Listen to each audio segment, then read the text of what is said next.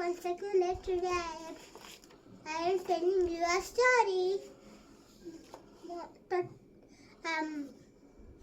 Title of the story is Cows and Lions.